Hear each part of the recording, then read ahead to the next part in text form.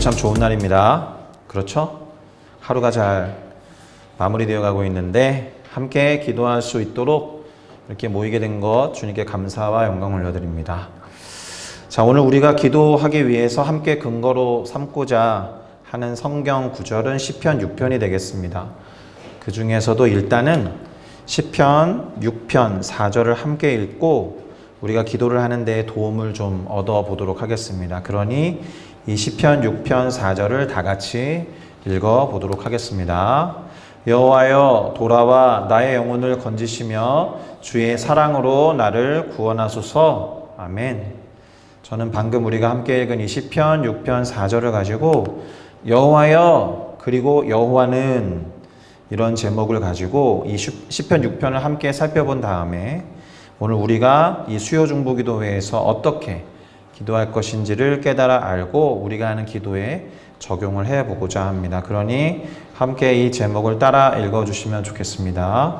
여호와여 그리고 여호와는 여호와여 그리고 여호와는 아멘. 감사합니다. 자, 우리가 성경을 읽어가다가 보면 꼭 성경을 읽지 않아도 막연하게라도 꽤나 상당히 무섭고 두렵다고 느끼는 것들이 있습니다. 특별히 성경을 읽어 나갈 때라고 전제를 깐 것은 그것이 여호와 하나님의 분노와 진노만큼 두렵고 무서운 것이 없다라는 것을 느낄 수 있기 때문에 그래요. 그래서 그 워치만이라고 하는 사람이 인간이 얻는 구원은 하나님의 분노와 진노로부터의 구원이다라고 말한 적이 있습니다. 왜 그럴까요? 왜 하나님께서 분노하고 왜 진노하실까요? 하나님이 죄에 대해서만큼은 대단히 단호하시거든요. 하나님이 죄에 대해서는 충분히 진노하시고 죄에 대해서는 엄청나게 분노하시기 때문에 그렇습니다. 그리고 그렇게 진노하시고 분노하시면 우리가 살 수 있는 방법이 전혀 없어요. 우리가 죄와 사망으로부터 구원을 얻는다라는 말을 사용하는 이유는 죄의 열매, 죄의 삭시, 사망이기 때문에 그래요. 그것이 아주 작고 사소한 거라고 해도 하나님의 뜻에 어긋나는 것은 모조리 죄이기 때문에 죄에 대해서 단호하시고 죄에 대해서 분노하시는 하나님의 진노를 피할 방법이 없단 말입니다. 그래서 그 하나님 앞에서 죄를 범하면 죽어야 할 만큼 하나님은 죄가 없으시고 거룩하신 분이다라는 뜻이 되기도 합니다. 그래서 이러한 이유 때문에 주님의 분노와 진노만큼 무서운 것도 없다 이런 생각을 하게 된다는 거예요. 제가 그런데 상당히 매우 무서운 거라고 말했잖아요. 그런데 이것보다 더 무서운 것이 있을 것 같아요. 그러니까 가장 최고로 무섭고 두려운 것을 고르라고 한다면 역시나 여호와 하나님의 분노나 진노랑 관계가 있는데 오늘 시편 6편 1절에 근거해 보면 주님이 당신의 분노와 당신의 진노로 책망하고 징계를 행하시는 것이 가장 무섭고 두려운 거라는 것을 알 수가 있습니다.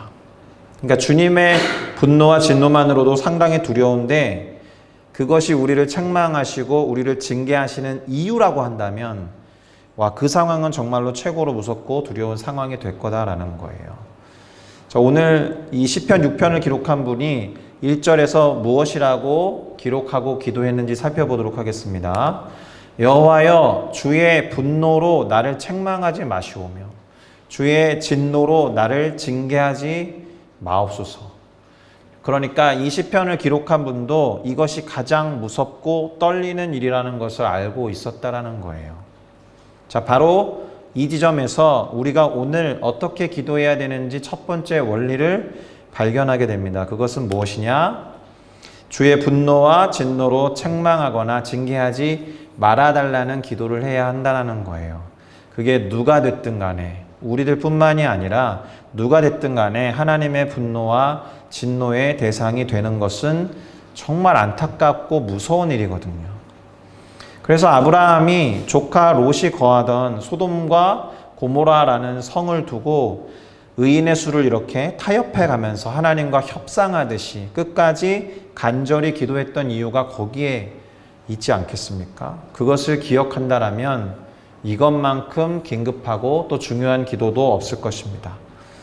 그리고 혹시 주님이 누군가를 책망하고 징계할 필요가 있으시다면 그 마음의 동기가 분노와 진노 말고 그 사람을 사랑함으로써 하는 징계와 책망이 되셨으면 좋겠다. 이렇게 기도할 필요도 있는 거죠.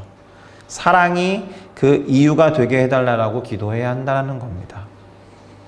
그런데 오늘 이 시편을 기록한 분이 특별히 주님의 분노와 진노 그것으로 책망하거나 징계하지 말아달라고 기도하는 이유가 한 가지 더 있습니다.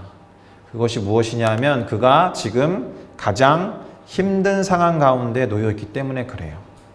가장 힘든 상황 가운데 있는데 주님의 분노와 진노로 심판을 받거나 책망을 받거나 징계를 받는다는 건 상상하기도 힘든 일이거든요. 설상가상이라는 표현이 딱 들어맞는 그런 예일 것입니다. 힘들고 어려운 상황 가운데 있는데 만약 하나님의 진노와 분노로 징계가 임하고 심판, 책망을 받게 된다면 정말 두렵고 무서울 거다라는 거예요. 그러니 오늘 이 시편은 저 기도를 하면서 그것을 피하고 싶을 만큼 이 시편의 기록자가 정말로 힘든 상황 가운데에서 기록하고 기도하고 있는 시편이라고 할 수 있을 겁니다. 자, 그렇게 힘든 상황 가운데 놓여 있는 분이 어떻게 기도하고 있는지를 한번 살펴볼 필요가 있어요. 그의 기도를 보면 그가 얼마나 힘든 상황 가운데에 있는지 조금은 이해할 수 있기 때문에 그렇습니다. 우선 그는 하나님께 돌아오셔서 내 영혼을 건져주시고 분노와 진노 그리고 징계나 책망이 아니라 사랑으로 구원해 달라고 기도합니다. 죽으면 소용이 없으니까 빨리 구원해 달라고 대단히 긴급하게 이렇게 호소하고 있는 거예요. 그렇게 기록하고 있는 오늘 본문 4절과 5절을 읽어보겠습니다. 여호와여 돌아와 나의 영혼을 건지시며 주의 사랑으로 나를 구원하소서. 사망 중에서는 주를 기억하는 일이 없사오니 스올에서 주께 감사할 자 누구이겠습니까? 사망에서 주를 기억한다라는 것은 불가능한 일이다라는 거예요. 스올이라고 번역했는데 보통 무덤으로 이야기하는데 무덤에서 과연 감사할 자가 얼마나 있겠습니까? 그러니까 이 사람은 지금 거의 죽음 직전에 있는 사람인 거예요. 거의 죽음 직전에 놓여 있는 괴로운 상황, 아주 힘든 상황 가운데에서 기도를 하고 있어요. 자, 이런 상황에서 하나님의 책망과 징계도 버겁고 그리고 그것의 동기가 분노와 진노라고 한다면 정말 답이 없는 거니까 그는 아주 절박하게 기도하고 있는 겁니다. 빨리 구원해 주십시오. 죽으면 아무 소용이 없으니까요. 바로 이와 같은 기도가 우리가 오늘 기도하고 싶은 두 번째 기도의 주제라고 생각합니다. 죽음을 목전에 둔 사람처럼 간절히 기도해야 한다는 거예요. 그러니 구체적으로는 하나님의 사랑은 실패하지 않는다는 것을 잘 압니다. 그러니 실패하지 않는 그 사랑으로 우리의 영혼을 건져주시고 우리를 구원해 주십시오라고 간절히 이제 목숨이 위태위태한 상황 가운데 있는 정말 간절한 사람의 기도처럼 이렇게 기도해야 한다는 거예요. 구원받아야 할 상황, 구원받아야 할 상황에 있는 영혼을 징계하시거나 책망하지 마시고 그들을 향한 분노와 진노를 제발 거두어 주실 뿐만이 아니라 실패하지 않는 주님의 사랑으로 구원해 주십시오라고 간절히 기도해야 될 줄로 믿습니다. 자, 더불어서 죽을 만큼 힘든 상황에 있으니까 속히 구원해 달라고 하는 건데 아까 여호와여 돌아오셔서라고 했잖아요. 제발 멀리 계시지 마시고 돌아와서 내 가까이에서 나를 좀 살려주십시오. 그렇게 기도해야 한다는 것입니다. 마지막으로 우리는 믿음의 고백과 선포를 해야 해요. 믿음의 고백과 선포가 반영된 기도를 해야 한다는 거예요. 오늘 이 시편의 기자가 방금 전까지 죽겠습니다. 그러니 빨리 구원해 주십시오.